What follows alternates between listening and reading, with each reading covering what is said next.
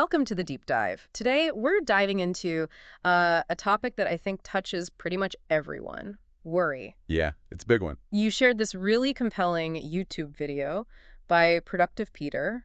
It's called Stop Worrying, Your Life Will Transform Overnight. Right. And our goal today really is to pull out those key practical insights, you know, stuff you can actually use to kind of cut through the mental chatter and get centered. Absolutely. Not just theory, but real strategies. Exactly. Strategies for hopefully a more focused and peaceful state of mind. So let's get into it. Well, what's interesting right off the bat is how the video reframes worry.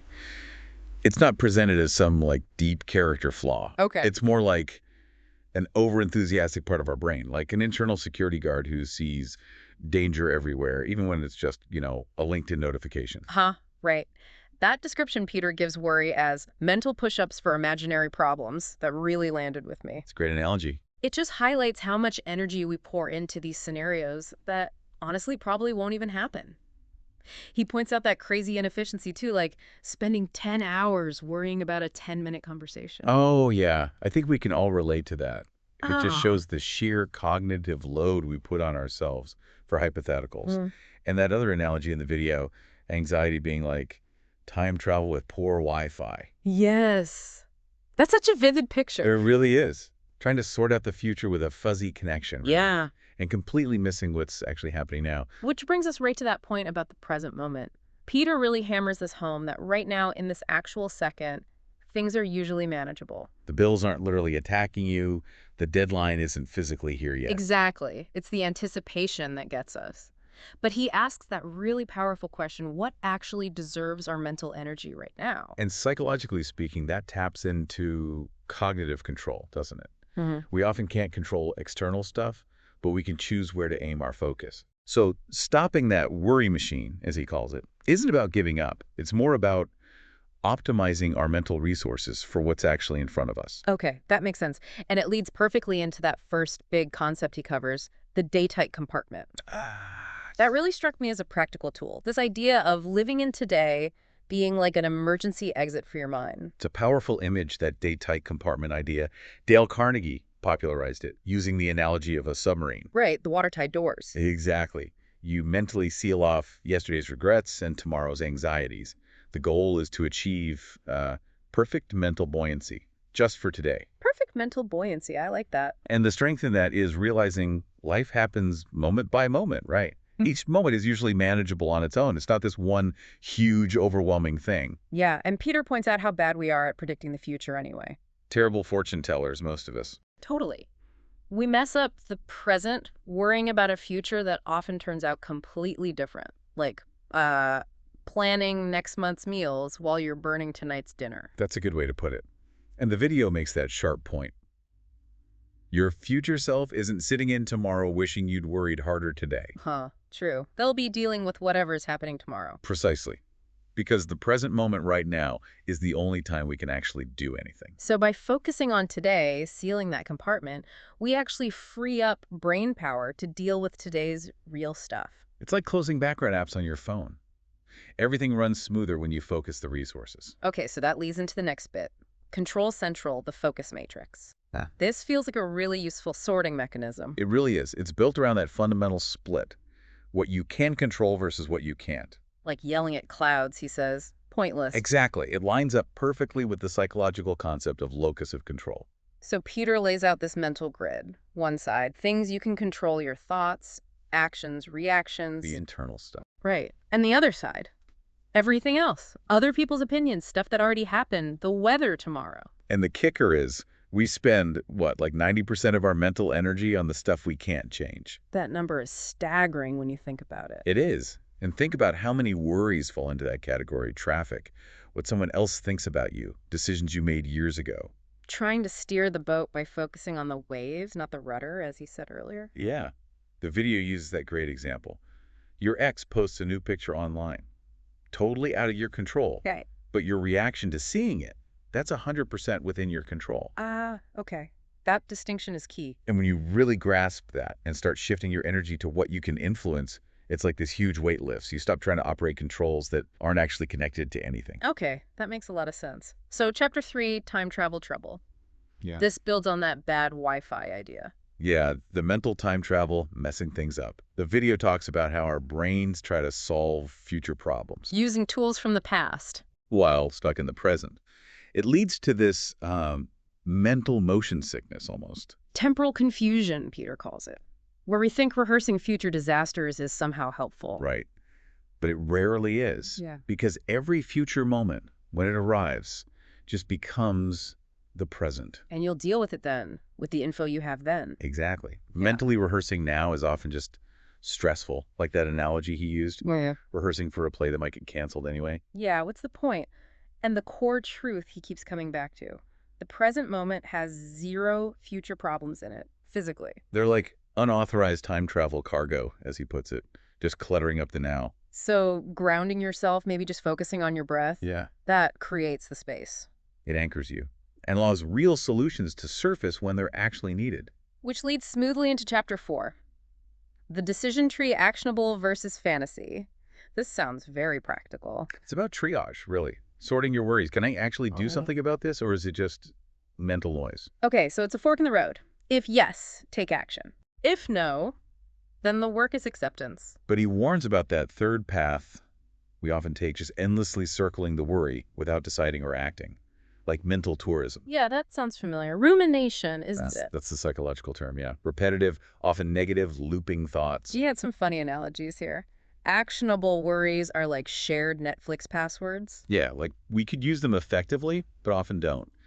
And unactionable worries get treated like VIP celebrities, constant attention. Huh. Okay, so he suggests doing a worry audit. Basically, yeah. Figure out what's actionable versus what's just that background noise draining your mental battery, like those apps running in the background on your phone. Gotcha. So identifying them helps focus your energy where it actually counts. Precisely. Deal with the actionable, acknowledge and release the inactionable. Frees up so much mental bandwidth. Then chapter 5 moves to the 5 senses grounding anchoring to now. This feels really immediate. It's incredibly accessible. The idea is our senses are like these tiny anchors, always available to pull us back from the storm of worry. And the irony, Peter points out, is we often ignore these powerful built-in tools while searching for peace somewhere else. It's like having emergency anchors on a ship, but forgetting they exist when things get choppy. Peace lives in the senses, he says, while anxiety lives mostly in the head. So the 5 escape routes: see something, hear something, feel something. Taste something, smell something, just consciously tuning into one of them. It sounds almost too simple. Maybe that's why we overlook it. He compared relying on apps to ignoring fresh spring water for bottled stuff. Yeah, the natural free resources right there. Our senses are like the bouncers at the present moment club. They keep future worries out. That's a great image, like stubbing your toe, suddenly you're very present. Right. Anxiety's gone for a second. Exactly. That sudden sensory input hijacks everything else. Sensing is automatic. We just need to remember to pay attention to it. Okay. Moving to chapter 6. The worry audit, seeing patterns clearly. This sounds like digging a bit deeper. It builds on that awareness idea. It's about noticing that worries often aren't random. They follow patterns, like those background apps again. Okay, how so? Well, the video points out how worries tend to recycle themselves with different themes. Maybe it's relationship worries one week, then work worries, then health. Ah, but the underlying pattern of worrying is the same. Exactly. The anxiety just finds a new hook. Peter says it's like collecting trading cards that just stress you out instead of being valuable. And he reckons, what, 90% of worries are just reruns with bad special effects? Pretty much. We've worried about similar things before, and the world didn't end. He suggests looking at your own worry track record.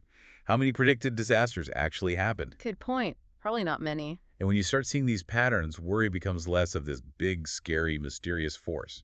And more like an identifiable habit. Right. And habits can be changed. Seeing the pattern is the first step to breaking it.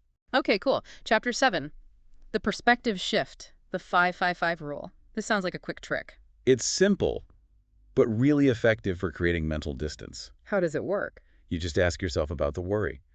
Will this matter in 5 hours? Will it matter in 5 days? Will it matter in 5 years? Ah, okay. It's like looking through different ends of a telescope. Exactly. It combats what Peter calls emotional zoning laws, where we treat small problems like huge catastrophes. Like imagining yourself 5 years from now looking back at, I don't know, the burnt toast this morning. Right. It'll seem completely insignificant then.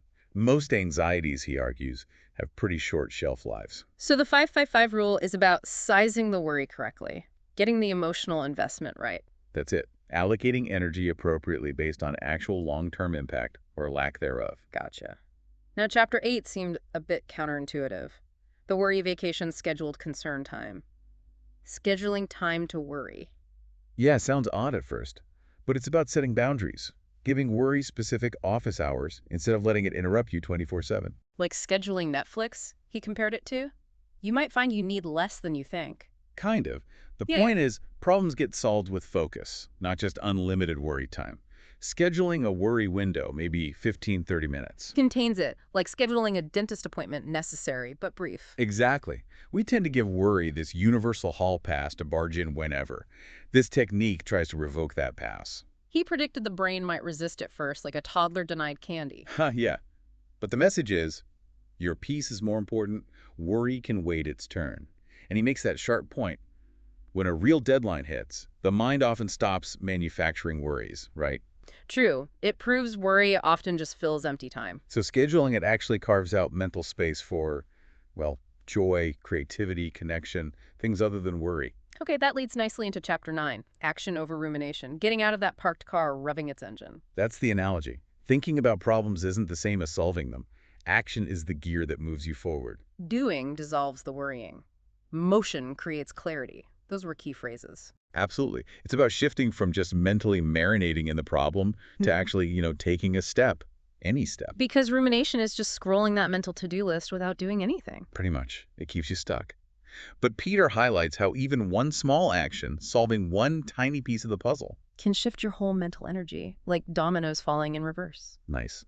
An action turns worry into wisdom, builds real confidence through actually completing something, however small. Right. Okay, finally, Chapter 10, the bigger picture life worth living. This feels like zooming out. It is.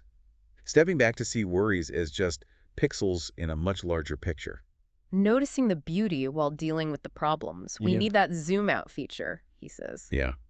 Life has struggles, but it also has starlight, right? Both exist. Zooming out helps put the worries in context, And yeah, adjusts their seeming importance. like studying pebbles at the Grand Canyon instead of looking at the view. Great analogy. And he asks that really deep question, what will your deathbed self value? The worry or the living? Probably not the worry about the burnt toast. Unlikely. It encourages thinking about what really matters in, say, 5 years: health, relationships, growth, contribution. Minor worries often just don't fit that bigger picture. So expanding perspective makes life's richness more undeniable. That's the idea. And Peter stresses, none of this is a magic wand. It takes practice. Like small daily deposits of peace, leading to exponential returns of freedom. He compared it all to building furniture. You Yeah. need the right tools, and these techniques are like an interconnected mental operating system. Right. Worry habits are like spam emails. These techniques are the mental spam filter. But knowing isn't enough. You have to actually do it, like knowing how to swim versus actually swimming. Exactly. And the final thought is powerful. Reducing worry isn't about fixing life. It's about freeing yourself to experience the wellness that's already there, underneath the noise. Wow. Okay, that's a lot of really practical stuff packed in there. The interconnectedness is key, isn't it? They all build on each other. Definitely. It's not just one trick, but a whole toolkit for relating to your thoughts differently, staying present. So, wrapping up this deep dive, the main takeaway from Productive Peter seems clear. Shift your focus from that worry loop to the present. Act on what you can control. And you can unlock some real mental and emotional peace. You've got the tools now. Right. Which leads to that final thought for you, the listener.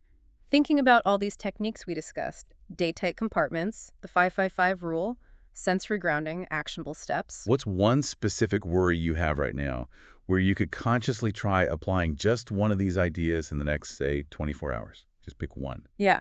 How might shifting your perspective or your focus, even just a little bit, change how you experience that worry? Because that's where the real transformation starts, not just listening, but doing. Give it a try. Welcome to the deep dive. Today,